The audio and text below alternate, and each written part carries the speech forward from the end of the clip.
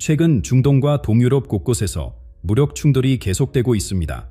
이것은 단순한 지역 분쟁이 아니라 새로운 세계 질서의 서막일지도 모릅니다.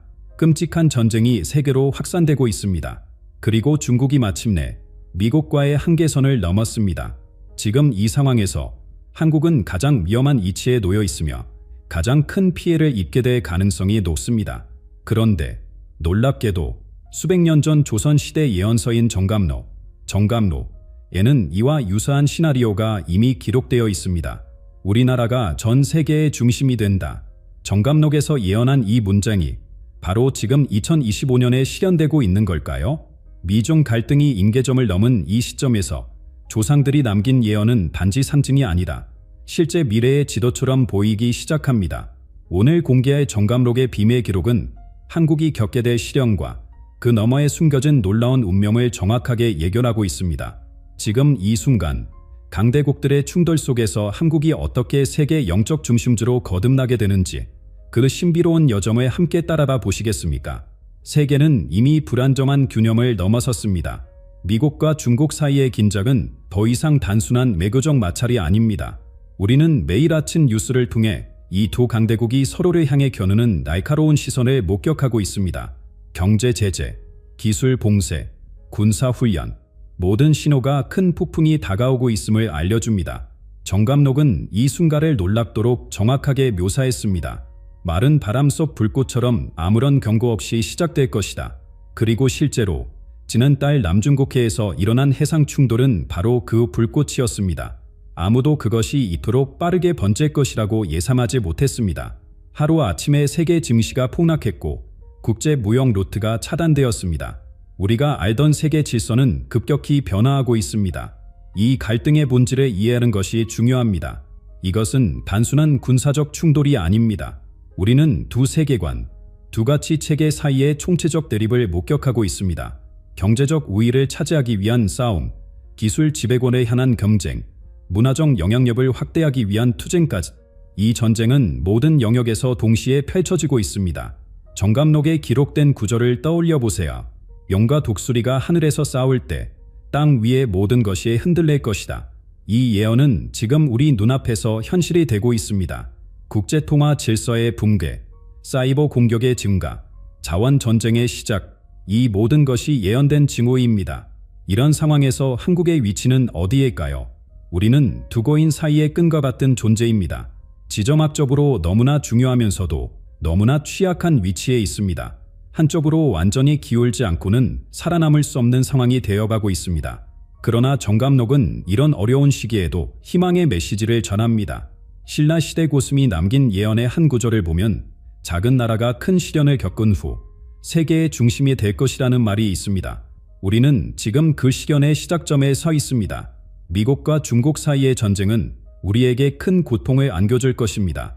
하지만 그 고통을 통과한 후에는 한국이 세계사에서 전례 없는 역할을 맡게 된다는 것이 정감록의 예언입니다. 지금 당장은 어두운 구름이 우리 머리 위에 드리워져 있지만 그 구름 너머에는 밝은 빛이 기다리고 있습니다. 그리고 바로 이 혼란스러운 시기에 정감록의 예언을 새롭게 해석하는 놀라운 인물이 동방에서 나타났습니다. 어린 나이에도 불구하고 그의 말은 수천 년 된 한국의 예언서와 놀랍도록 일치합니다. 지난해 몽골의 작은 마을에서 놀라운 일이 벌어졌습니다. 11살 소년 아비게 아난드가 갑자기 세계 언론의 주목을 받기 시작했습니다. 이 평범해 보이는 소녀는 잠든 동안 매우 선명한 꿈을 꾸기 시작했고 그 꿈의 내용은 현재 일어나고 있는 세계 정세와 놀랍도록 일치했습니다. 처음에는 가족들만 알고 있던 그의 꿈이 점차 이웃들에게 그리고 마을 전체로 알려지게 되었습니다. 아비가의 이야기는 소셜미디어를 통해 순식간에 퍼져나갔습니다. 그가 꿈속에서 본 비전들은 단순한 아이의 상상이 아니었습니다. 그는 미중 갈등의 정확한 시점, 심지어 남중국해에서 발생한 충돌까지 꿈속에서 보았다고 합니다. 가장 놀라운 점은 그가 한 번도 들어본 적 없는 정감록의 내용을 자세히 언급했다는 것입니다. 그는 우리나라의 고대 예언서에 기록된 오랫동안 잊혀져 있던 구절들의 꿈속에서 받았습니다. 동방의 백이민족이 큰 고통을 겪은 후 세계의 중심이 될 것이다. 아비게는 이 구절을 몽골어로 말했지만 그 내용은 정감록에 잘 알려지지 않은 부분과 정확히 일치했습니다. 국제학자들은 이 현상에 깊은 관심을 보였고 아비게의 말은 전 세계 언어로 번역되어 퍼져나갔습니다. 한국 학자들은 특히 그의 예언에 주목했습니다. 그가 말하는 내용이 우리의 고대 예언서와 너무나 밀접하게 연결되어 있었기 때문입니다. 아비게는 꿈속에서 한국의 미래에 대한 구체적인 메시지를 받았습니다. 한국은 역사상 가장 큰 변화를 앞두고 있다고 그는 말했습니다. 그것은 고통스러운 변화이지만 궁극적으로는 축복이 될 것이다. 그의 예언에 따르면 한국은 강대국 사이에서 찢겨나가는 고통을 겪지만 그 시련을 통해 세계에서 유례없는 새로운 역할을 맡게 됩니다. 아비게의 비전은 주로 상징적인 이미지로 나타났습니다. 그는 반으로 갈라진 하늘을 보았다고 합니다. 한쪽은 검은 구름으로 가득 차 있고 다른 쪽은 밝은 빛으로 빛나고 있었습니다. 그는 또한 무너진 다리를 보았는데 그 다리는 한반도를 상징했습니다. 가장 강렬한 이미지는 불길 속에서 피어나는 하얀 꽃이었습니다. 이 꽃은 고통 속에서도 순수함을 잃지 않는 한국의 정신을 상징한다고 그는 설명했습니다. 어떤 사람들은 아비게의 이야기를 단순한 우연이나 조작된 이야기라고 일축합니다. 하지만 그의 예언이 계속해서 현실이 되면서 회의적인 사람들의 목소리는 점차 줄어들고 있습니다. 그는 최근 인터뷰에서 나는 단지 메시지를 전달하는 사람일 뿐이라며 겸손한 태도를 보였습니다. 중요한 것은 내가 아니라 메시지 자체입니다. 지금 우리가 직면한 위기 속에서 이 몽골 소년의 예언은 희망의 불씨를 제고합니다. 그리고 더욱 놀라운 점은 그가 예견한 다음 사건이 바로 한국 내부의 큰 변화, 권력층의 몰락이라는 것입니다. 그의 예언대로라면 우리는 곧 사회 구조의 근본적인 변화를 목격하게 될 것입니다. 아비게 아난데의 예언이 현실화되는 속도는 우리 모두를 놀라게 했습니다. 얼마 전 대통령의 전격적인 탄핵과 구속은 그가 꿈속에서 본 정확한 장면이었습니다. 높은 자리에 있는 사람이 하루아침에 무너질 것이다. 이것은 음모가 아니라 업보의 결과다. 그의 이 말이 텔레비전 뉴스 화면으로 현실이 되는 것을 우리는 목격했습니다. 대통령 관저에서 시작된 수사는 마치 도미노처럼 권력 구조 전체로 번져나갔습니다. 재벌 총수대, 고위 공직자대, 심지어 종교 지도자들까지 그 누구도 이 정의의 폭풍에서 자유롭지 못했습니다. 아비게는 이 상황을 썩은 나무에서 열매를 기대할 수 없다고 표현했습니다. 부패한 체제가 마침내 그 무게를 이기지 못하고 무너진 것입니다. 이 전례 없는 사태는 우리 사회를 두 진영으로 나누었습니다. 한쪽에서는 이를 오랫동안 기다려온 정화의 과정으로 환영합니다. 부패한 권력 구조가 마침내 무너지고 새로운 시대가 열릴 것이라는 희망에 가득 차 있습니다. 다른 한쪽에서는 이 변화를 두려워하며 저항합니다. 수십 년간 익숙해진 체제가 무너지는 것에 대한 불안감, 그리고 불확실한 미래에 대한 공포가 그들을 사로잡고 있습니다. 거리에는 매일 시위대가 모여듭니다. 서울 광화문 광장은 서로 다른 색깔의 깃발을 든 사람들로 양분되었습니다. 가족 내에서도 갈등이 일어나고 오랜 친구 사이에도 균열이 생겼습니다. 정감록은 이 시기를 형제가 서로를 알아보지 못하고 부모와 자식이 서로를 이해하지 못하는 혼란의 때라고 묘사했습니다. 권력층의 몰락은 단순한 정치적 사건을 넘어 우리 사회의 근간을 흔들고 있습니다. 법원과 검찰은 밤낮 없이 일하며 수많은 사건을 처리하고 있습니다. 매일 새로운 충격적인 증거들이 공개되면서 국민의 신뢰는 크게 흔들리고 있습니다. 정감록에서 예언한 모래 위에 지어진 탑은 첫 번째 천둥소리에 무너질 것이다라는 말이 현실이 된 것입니다. 놀라운 점은 이 모든 사태가 아주 사소한 일에서 시작되었다는 것입니다. 대통령 비서관의 실수로 유출된 단 한 장의 문서가 이 거대한 변화의 시작점이 되었습니다. 아비게는 이를 작은 바람에도 쓰러지는 거대한 나무라고 표현했습니다. 겉으로는 강해 보이지만 내부는 이미 썩어 있었던 것입니다. 이러한 혼란 속에서도 아비게의 예언은 희망의 메시지를 담고 있습니다. 오래된 것이 무너진 자리에 새로운 것이 자라날 것이다. 그는 이 고통스러운 과정이 결국 한국 사회를 더 건강하고 공정한 방향으로 이끌 것이라고 말합니다. 정의의 씨앗이 뿌려지는 시간이라는 것이 그의 설명입니다. 지금의 혼란은 단순한 정치적 위기가 아닙니다. 이것은 우리 사회가 오랫동안 쌓아온 업보가 한꺼번에 터져나오는 현상입니다. 그러나 이 과정 속에서 우리는 새로운 희망의 불씨를 발견하게 됩니다. 바로 예상치 못한 곳에서 나타난 전혀 다른 유형의 지도자입니다. 그는 화려한 말이나 강한 주장 없이도 사람들의 마음을 움직이는 특별한 힘을 가지고 있습니다. 혼란의 절정에서 아무도 예상치 못한 인물이 등장했습니다. 정치인도 아니고 기업가도 아니며 유명인사도 아닌 이 사람은 수도원에서 20년간 묵묵히 수행해온 스님이었습니다. 그는 어떤 정당이나 이념에도 속하지 않았고 권력이나 부에 대한 욕심도 없었습니다. 단지 사람들 사이에 생긴 깊은 상처를 치유하고자 하는 마음 하나로 세상에 나왔습니다. 그의 첫 공개 메시지는 단 한 문장이었습니다. 우리는 서로를 다시 바라볼 필요가 있습니다. 이 간단한 말이 수백만 사람들의 가슴을 울렸습니다. 큰 소리로 외치거나 화려한 수사를 쓰지 않았지만 그의 목소리에는 진정성이 담겨 있었습니다. 우리가 오랫동안 잊고 있었던, 그러나 가장 필요로 했던 메시지였습니다. 아비게 아난들은 이 인물을 침묵의 사자라고 불렀습니다. 그는 소리내어 울부짖지 않아도 모든 이의 마음을 흔드는 힘을 가졌다는 것이 그의 선영입니다. 정감록에도 이와 유사한 예언이 있습니다. 거센 바람이 지나간 후 부드러운 목소리가 산과 들을 울릴 것이다. 이 스님은 어떤 종교적 교리도 강요하지 않았습니다. 그는 단지 사람들에게 자신의 내면을 돌아보고 상대방의 관점에서 세상을 바라볼 것을 권했습니다. 그의 가르침은 복잡한 철학이 아닌 일상에서 실천할 수 있는 단순한 지혜였습니다. 아침에 눈을 떴을 때 오늘 만날 모든 사람들이 행복하기를 바라는 마음으로 하루를 시작하세요. 그는 광화문 광장에서 매일 아침 영상 모임을 이끌기 시작했습니다. 처음에는 몇 명에 불과했던 참가자가 점차 수백, 수천 명으로 늘어났습니다. 놀랍게도 서로 대립하던 시위대 양측 모두가 이 모임에 참여하기 시작했습니다. 푸른 깃발과 붉은 깃발이 나란히 놓여있는 모습은 그 자체로 강력한 메시지였습니다. 어떤 이들은 그를 구원자라고 부르기 시작했지만 그는 이런 호칭을 거부했습니다. 나는 그저 여러분과 함께 걷는 동반자일 뿐입니다라는 것이 그의 대답이었습니다. 아비게 아난들은 이에 대해 그에게는 직함이 필요 없다. 그의 빛만으로 충분하기 때문이다라고 설명했습니다. 이 스님의 영향력은 정치권에까지 번져나갔습니다. 대립하던 정당 지도자들이 그의 중재로 대화 테이블에 앉기 시작했습니다. 수십 년간 풀리지 않던 갈등들이 하나둘 해소되었습니다. 그는 우리 모두는 같은 한 해 아래에서 살아가는 한 가족이라는 메시지를 전했고 이 단순한 진리가 사람들의 마음을 움직였습니다.